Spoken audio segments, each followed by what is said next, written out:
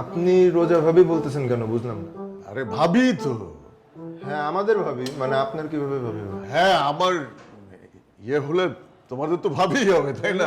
ও আপনার হাসি দেখে আগে আমার একটু অসুবিধা লাগতেছিল। ভাবি বলতে এই বাসায় একজন আছে রায়হান ভাই, আমাদের সিনিয়র। হ্যাঁ, তো তার জন্য আমরা রোজা ভাবিকে ভাবি রাখি, আপনার জন্য না বস।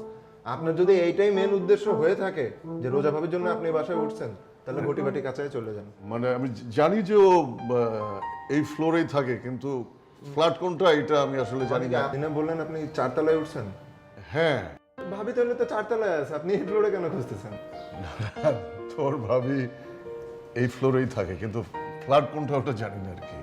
রোজা ভাবি হ্যাঁ রোজা রোজা রোজা হ্যাঁ। এইখানে থাকে যে? এখানে থাকে নাকি? আমিও গেটটা দেখি অমনি ধারণা করছিলাম। না ঠিক আছে, থ্যাংক ইউ। এ বাসায় থাকে। আচ্ছা দাঁড়ান, Thank মানে you. আপনি রোজা ভাবি বলতেছেন কেন বুঝলাম না।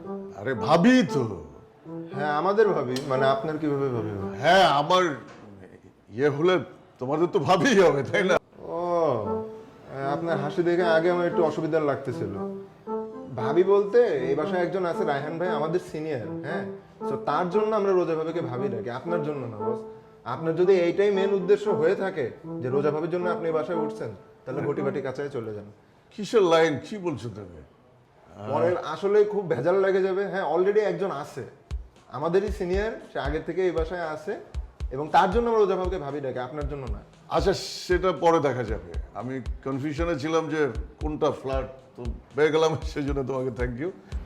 ওয়েলকাম। ঠিক আছে, বাইরে যাচ্ছিলা?